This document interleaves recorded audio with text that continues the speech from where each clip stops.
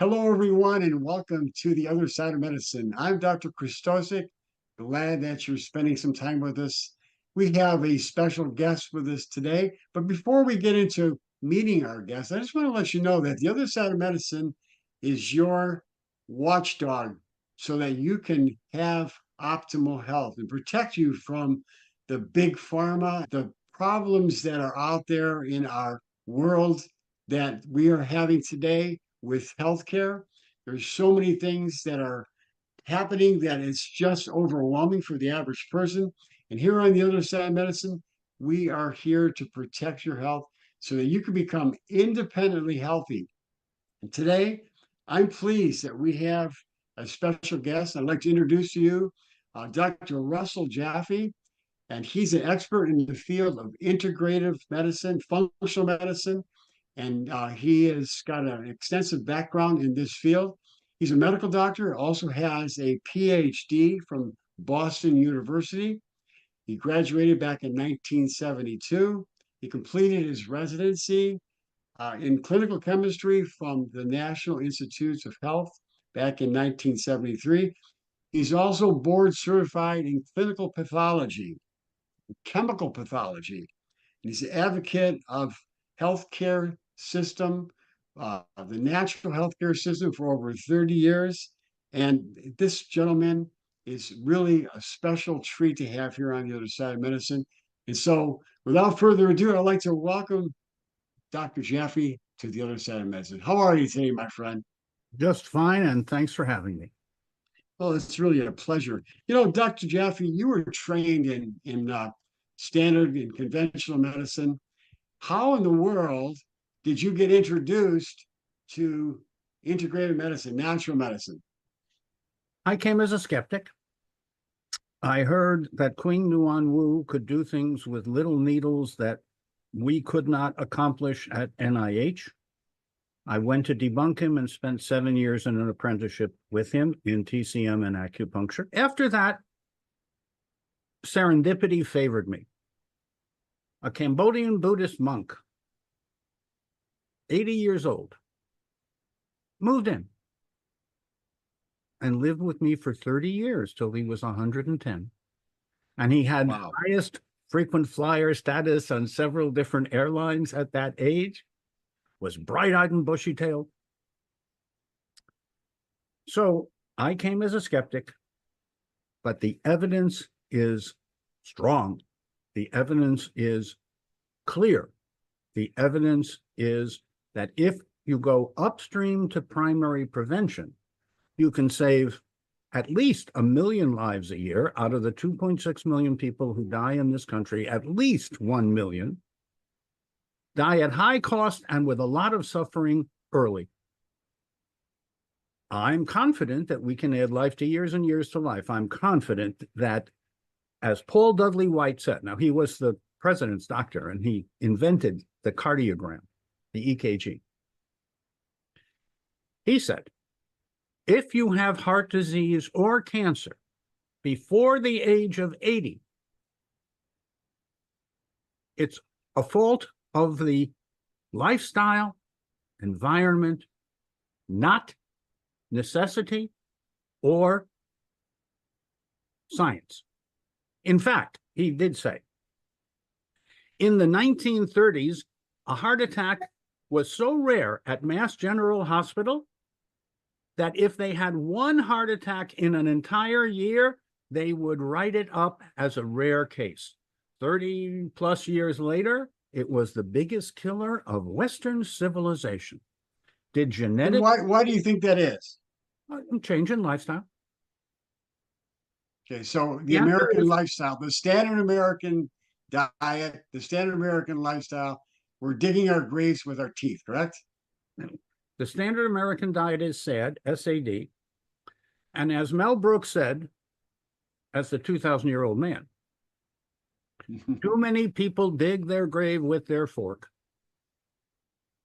Now, that's a strong statement, but it's distressingly true. Today, young people eat half of their calories from ultra-processed toxic, my word, they are toxic, packaged goods. I don't even want to call them food.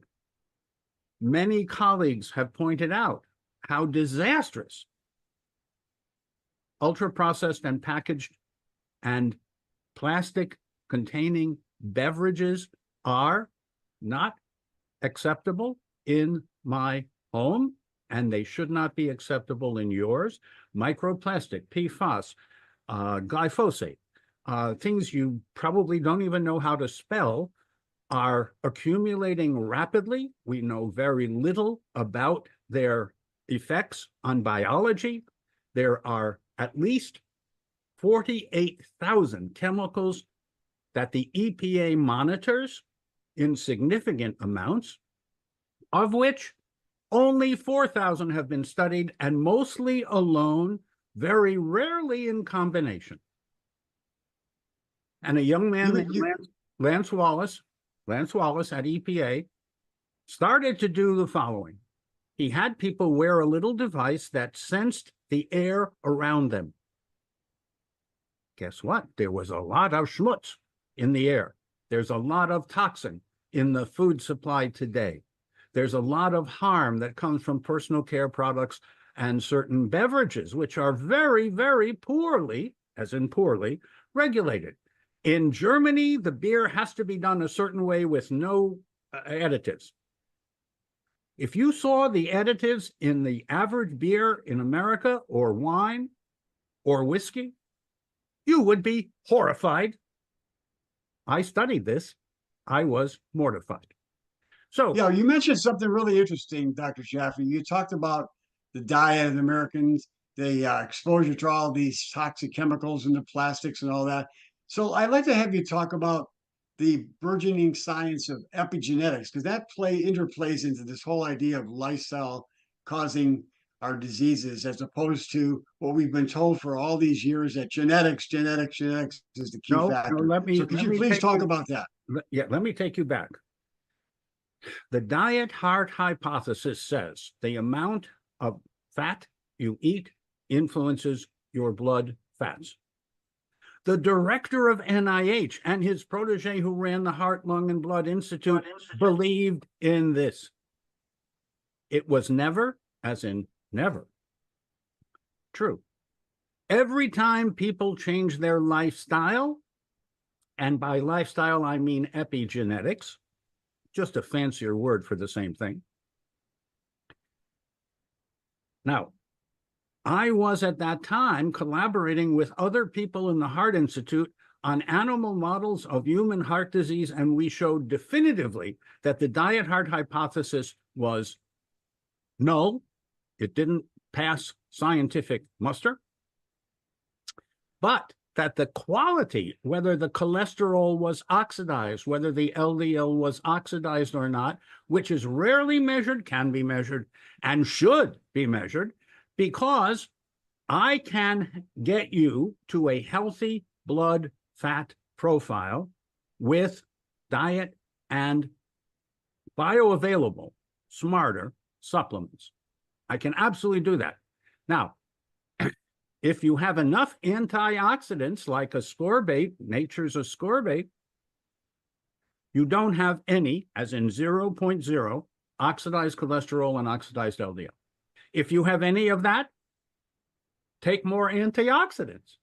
We know what to measure. They just are rarely measured. We need to go far upstream to primary personalized prevention, not better downstream symptom reactive care. So talk more about genetics. I know we used to talk about biochemical individuality, but now it's epigenetics. Kind of delve into that a little more, okay? Sure. 92% of your lifetime health is due to your epigenetic lifestyle. 8% is due to your genes and transgenerational influences, which means if you adopt the habits of your forebears, you will suffer today, earlier, and more. If you change your habits, your lifestyle, your epigenetics, you can add life to years and years to life. So genetics, the Human Genome Project, spent billions of dollars, and I got to talk with Jimmy Watson about this, And I said, you know, Professor Watson, that genetics plays a small part, but lifestyle plays a big part in health. And he said, of course. I said, so why wasn't it the Human Epigenetics Project? He said, that would have required politicians to change their habits. Uh-huh. I could get them to vote for a simple program.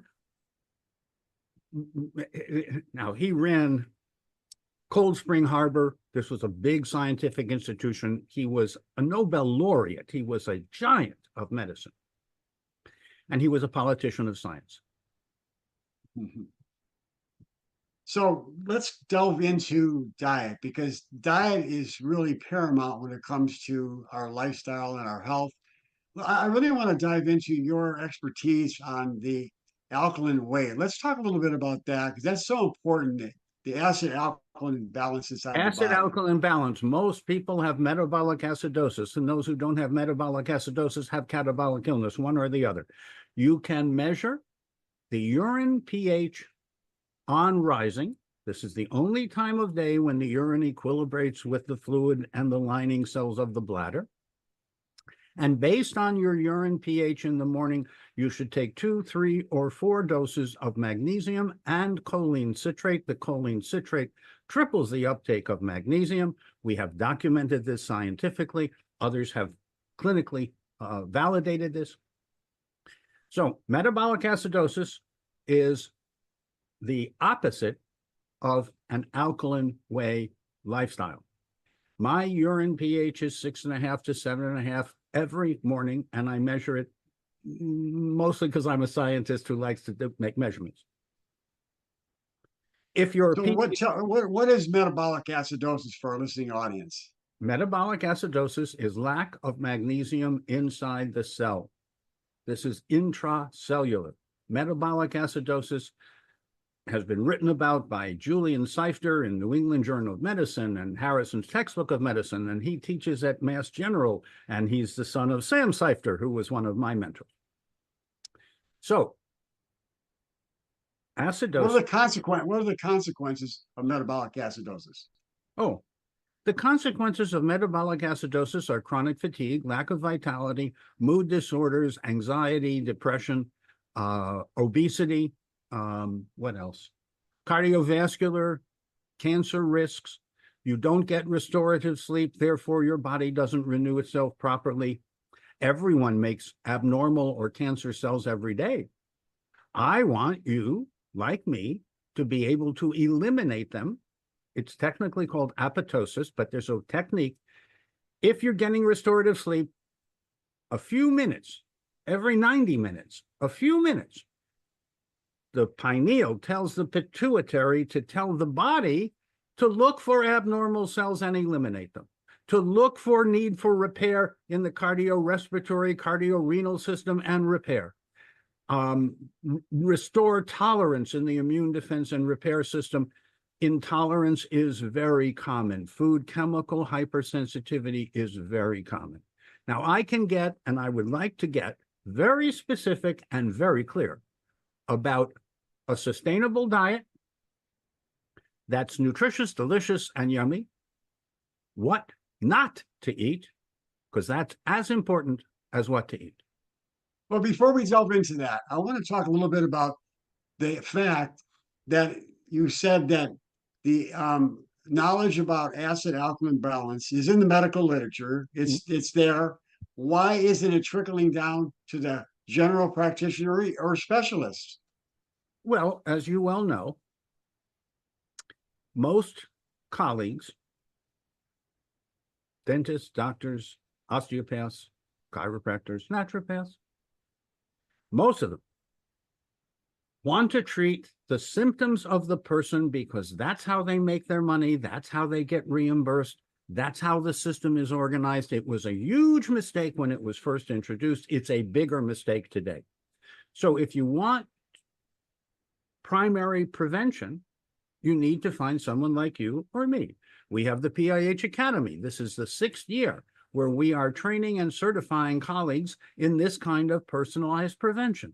What to do and what not to do. It can get way confusing And then it can get really clear. So I prefer clarity to confusion. Mm-hmm. Wonderful. Okay, so get back to the diet that you recommend and how to keep your body in alkaline balance. Well, the headline is whole and low on the food chain. But now I have to unpack that and explain. You eat lots of grasses.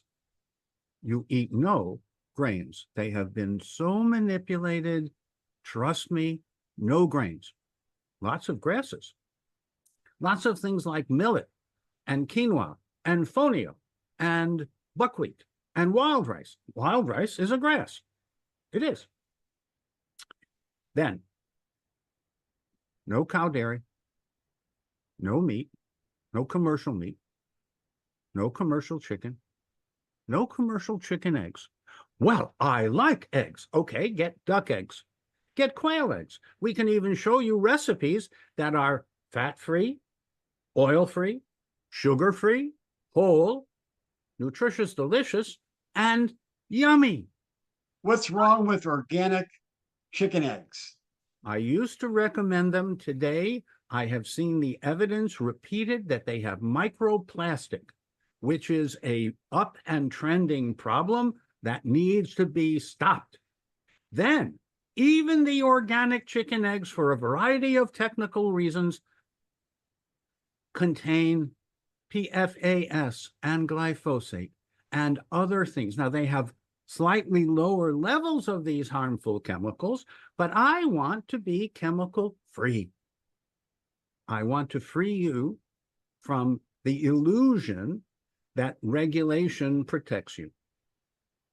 That's really interesting. I've been eating organic chicken eggs, and I'm going to definitely change that. And I think that it's really a good idea to alternate your foods, anyways. And so, It is. It is. duck eggs would be a good choice. And you can And I get think them that at many markets today have duck eggs and quail eggs, or just say no.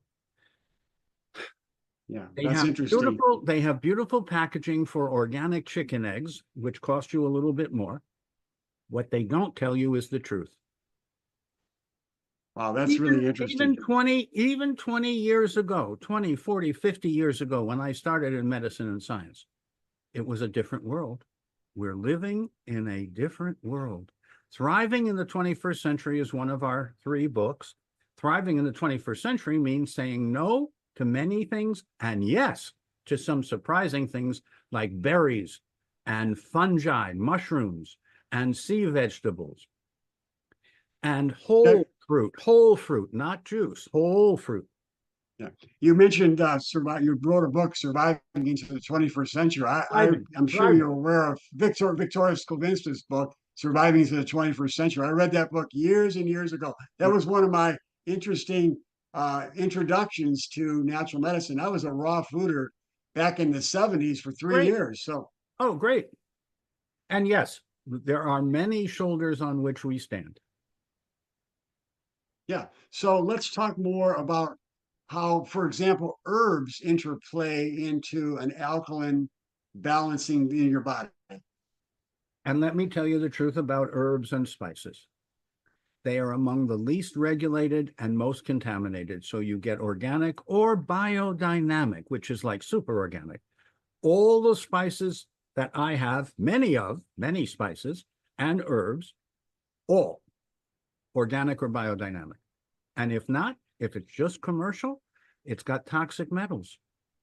It's got chemicals. It's got solvents. It's got mold. It turns out most tea and coffee has mold. I get coffee that's roasted when they send it to me, and it's a Hawaiian pea berry. It's delicious, nutritious. And yes, I like a cup of coffee in the morning. Not 2 cups, but I like a cup of coffee in the morning.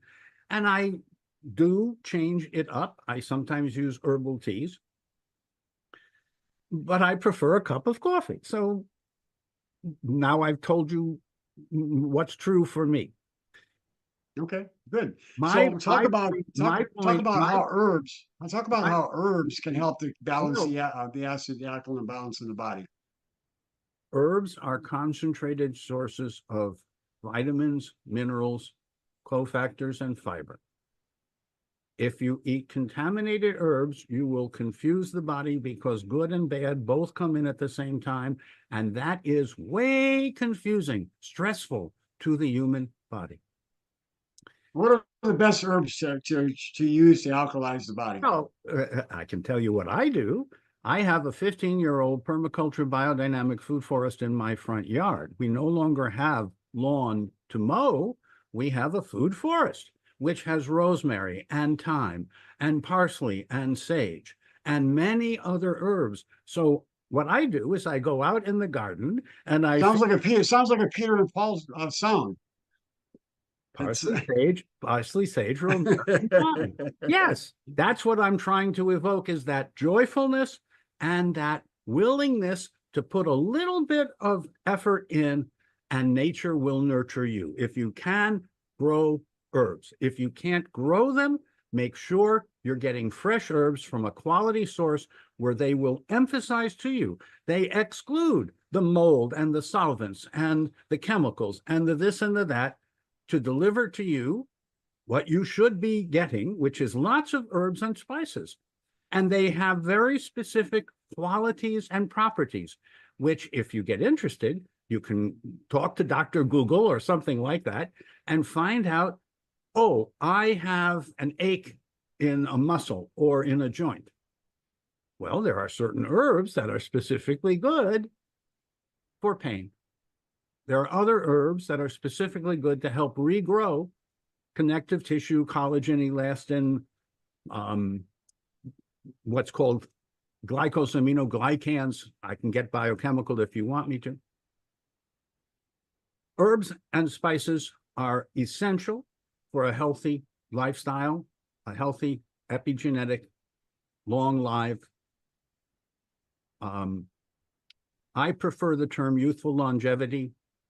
Some people say anti-aging. I'm not against aging. I want to grow for the next 30, 40 years in wisdom and saging. That's a term that was coined by one of my mentors. Where does garlic and ginger fit into that scheme? Well, if you want biodetoxification, you start with a C cleanse, which is nature's ascorbate taken as needed. Then you add polyphenolics, and third, you add GGOBE, garlic, ginger, onions, broccoli sprouts, brassica sprouts, and duck or quail eggs. Many research studies have shown that these are nature's biodetoxification foods. And biodetoxification is essential every day because we're getting exposed to toxins. Wow, so you're saying that quail and duck eggs help in the detoxification process. Clarify that. Yes, all of those, GGOBE, garlic, ginger, onions, brassica sprouts, and duck or quail eggs, are high in sulfur. Sulfur is metaphorically fire. It metaphorically allows the body to burn off toxins, to make them more water soluble, to make them more excretable, to get rid of them so that they don't do metabolic havoc.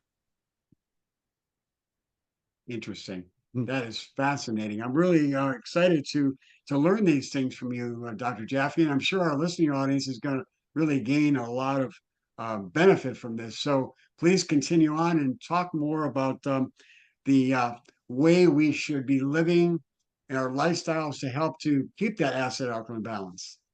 Look at our blog on personal blue zones. Blue zones are where people live the longest and the healthiest. Oh, wait, please let me interrupt just for a second. Dr. Jaffe, I wrote a book back in 1980, excuse me, I'm sorry, 1990. I was on, it was called Carbs from Hell. It's called Carbs from Heaven and Carbs from Hell. Oh, And in that book, I had maps of three of the blue zones, the regions. And I had that 6 years before National Geographic did it. And I went into great detail about the longevity of those people in those regions. I had food pyramids for each region. And so if there's any call to fame for me, I did that 6 years before National Geographic did it. Congratulations. My colleague Artemis Simopoulos has published many books on the Greek Mediterranean lifestyle. It's not just a diet, it's a way of being in the world. And I recommend you emulate. Now, in Japan, in Costa Rica, in Greece, in other parts of the world, the specifics, the details are different. The qualities upstream, when you analyze the fiber in the diet, the purity of the whole foods, the joy they get in living and sharing with each other, maybe with sake or not, but traditionally made, uncontaminated. And there are whole towns now around the world where people live more than 100 and are alive, bright-eyed and bushy-tailed. I want to be in that minority too. And I've studied a number of people who got sick, then got well, and maintained that good health for a lifetime. So the notion that after a certain age you decline is only true if there's more bad and less good in your lifestyle. Mm-hmm. Yeah, so the blue zones are something that, people are not aware of typically. And I visited the blue zones in Costa Rica and South America. And I'm also going to be going to Greece myself, which you had mentioned is one of the Oh, blue zones. you should talk to Artemis Simopoulos before you go. She is way plugged into Greece. I would love to have her on my podcast. So that would be great. She'd be a great interview. She's articulate about omega-3 and omega-6 imbalance. She's articulate about the lifestyle as well as the diet, and she's utterly charming. I would love it. Maybe you could send me the information about her. That'd be great. Sure. So yes, this is wonderful. This is information that people are not going to get from their doctor, and this is going to help. Yeah. The reason that we have drrusseljaffe.com and blogs and recipes and reports and science and observations is because you are not likely to hear this from your average conventional doctor. They just don't know. They might be nice people. But in regard to nutrition, lifestyle, attitude, environment, sexuality and intimacy, exercise and stretching, they know from nothing. And so you should not listen to the people who don't know what they are talking about. That's wonderful. Words come out of their mouths. Yeah. You need a this, that, and the other thing. You need a statin. No, you don't. You need diabetes medicine. No, you need a lifestyle correction. So we can go on. Many, almost all, and Mark Hyman is very good about this. Andy Weil is very good about this. Dean Ornish is very good about this. Almost all chronic diseases and suffering that shorten the life of the people are lifestyle. They're not due to a deficiency of pharmaceuticals. Yeah. You mentioned early on about vitamin C. I had Dr. Linus Pauling on my radio program. I was on the radio for over 25 years, and now I have a podcast, The Other Side of Medicine, as you know, as we're on right now. I had Dr. Linus Pauling on my radio program 4 or 5 times. He became a personal friend and actually tried saving my father's life. My father had a staph infection that actually killed him. And Dr. Pauling called the hospital for me to try to get them to do intravenous vitamin C. And they bucked him for about 2 days. And they finally agreed to it, but it was too late. My father died on the 3rd day. I'm sorry for your loss. I knew Linus. I knew Irwin Stone. This was his next door neighbor who turned Linus Pauling on to vitamin C. So I got to talk to him because I recommend our C-Cleanse. We have lots of blogs and information about why you should personalize the amount of ascorbate you take each day. And he, at one time, recommended 9 grams, and then he recommended 18 grams. And I said, Dr. Pauling, surely you know that biochemical individuality, Roger Williams, etc., is true. He says, yes. But he then said, doctors can only remember simple numbers like 200 cholesterol, 100 LDL, and 18 grams of ascorbate. No, not everyone needs 18 grams, but many people need more than 18 grams, and you can personalize the amount of ascorbate, nature's ascorbate you need every week by doing a C cleanse. Once a week, C cleanse, and then adjust the amount of ascorbate you take based on the C cleanse. We've been doing this for 30 plus years. We have thousands, and we are continuing to publish the evidence that the need for antioxidant ascorbate is wider than any other nutrient. And if you listen to Albert Szent-Györgyi, who isolated ascorbate from Hungarian paprika, he said, in biology, in life, ascorbate is as important as light and oxygen. That's really important. That's how important ascorbate is, but nature's ascorbate, not oxidized, damaged ascorbate. Well, we're gonna put a link to your C cleanse videos in our on our website and on this podcast as well. But let's shift for a minute right now to how important fiber is and probiotics in helping to keep an acid alkaline balance. So a man won the Nobel Prize, but he won the Nobel Prize for showing that a certain kind of childhood cancer could be managed. He was so inundated with invitations that he moved to Kenya, Africa, and didn't have a phone for years. And he taught me, when he was in his 90s, I heard the following lecture. You need prebiotics, probiotics, and symbiotics. You need prebiotics, which means 40 to 100 grams of fiber a day. The average American takes in less than 10. You can add fiber to many things. You can have high fiber whole fruits and berries and vegetables and yummy things. But you probably need supplemental fiber. So we have a raw, unprocessed fiber available by the scoop if you need it. Then, in addition to prebiotic fiber, you need probiotic bugs. They have to be alive. Dead bugs, and some companies promoted, marketed that we have many, many, many dead bugs. I wouldn't take that product. I want to know how many of which species. We have 10 different species to proliferate your microbiome and your digestive microflora.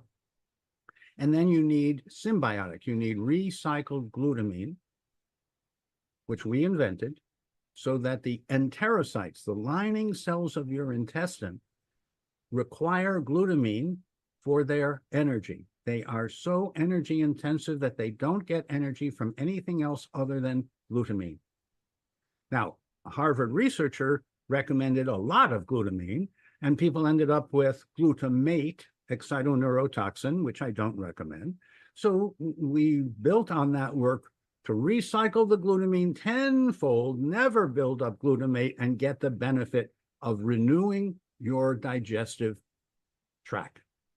Many, many people have dysbiosis, enteropathy, maldigestion, stomach dysfunction. They just don't feel good because their gut is not happy. And you Okay, have hold on. Time out, Dr. Jeff. You're going a little too fast for our listening audience. What is dysbiosis? Dysbiosis means too many bad bugs. And the good news is good crowds out bad. If you take enough probiotics that are good, you will crowd out the pathogenic dysbiotic organisms. Okay, so what if a person has too many of the harmful microorganisms living and they end up with something like SIBO, the small intestinal bacterial overgrowth? What can they do to We help know get out of that quandary? you could list 100 chronic diseases of the human GI tract, one of which you have just correctly identified, and it's rampant. But I will tell you, of the people that follow our program, a 6-month lifestyle epigenetic program based on a personalized profile of predictive biomarkers, 100% of the people with SIBO lost it. Good crowds out, bad. SIBO, bad. Not necessary. And if you treat that with, say, anti-something, antibiotics, anti-parasitics, anything with anti in its name, I don't use. I give the good to crowd out the bad. Yeah, that's so important because people are using antibiotics like candy. Doctors dish them out like candy today. And I'd like to have you talk a little bit about how that really causes disruption in the gut totally, and then causes so many ramifications down the road for people. I know so many people are ending up with C. difficile infections over and over. This is how people are getting caught up into this whole pharmacological type of medicine and not learning about what we're talking about here today. How do people get out of this mess? I mean, we're really talking about helping people to gain the knowledge. And so I love No, your no, work that you're doing. I beg to differ. You have to choose a health coach or health professional that's on your wavelength. Someone who has studied at our PIH Academy, someone who is knowledgeable about integrative, comprehensive, holistic practices, not just substitute an herb for an antibiotic. That's downstream symptom reactive care, and that's what dominates in our current system. And in the next generation, I often do things for the next generation. This will be passé. I know right now they make their living and the reimbursement flows, etc., for this specific reason. It's all incestuous. It's all You know, Dr. Jaffe, I'm actually putting a video out here very shortly. It's called The Doctor of the Future. I would love to put you on that video. You Sure. deserve to be there. And I have a lot of the real mentors that we have over the years watched grow and help people to learn about functional medicine. I have a lot of them on this video, and I would really want to put you on there. So Thank it's you. just really great to have you sharing this kind of information with us. So the bottom line is, though, is that people are afraid to make changes. Their doctors tell them that, natural medicine doesn't work. No, They tell them you have to be on these drugs for the rest of your life. no, What do people do? let me jump in on what you said correctly. Fear is the major tool of conventional medicine.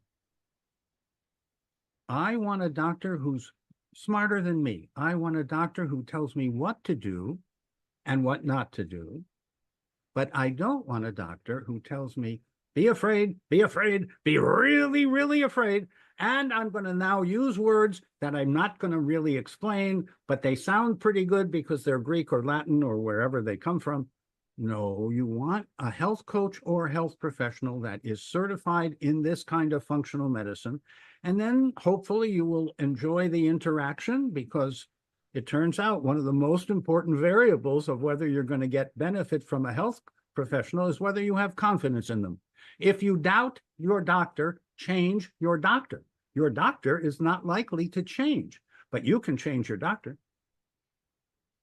That's a good point. That's really a good point. Well, this has been really intriguing, and I've really enjoyed having you on the podcast. I definitely want to have you come back. Will you be willing to come back again? Oh, sure. Oh, sure. No, no. This is fun for me, as it is for you. I get to reach out to the world through these kinds of conversations. And hopefully people will be informed, inspired, and motivated to take a small step. Little steps add up to big benefits. You don't have to learn everything in 20 minutes. Before you leave, what is the number one, the most important thing that you think an individual has to do to be able to stay healthy and live a long life? What's the number one thing? Joy in living. I'm sorry? The most important thing of whether you're going to live long and well is whether you take joy in living, whether you do things that you enjoy and you smile and you laugh. It turns out if you do things while you're enjoying them, they are way more beneficial than if you're doing them by obligation or necessity. So I might surprise you. I have now studied that exact subject. What determines the quality and duration of people's lives? Well, laughter is the best medicine, no question about it. Laughter is the best medicine.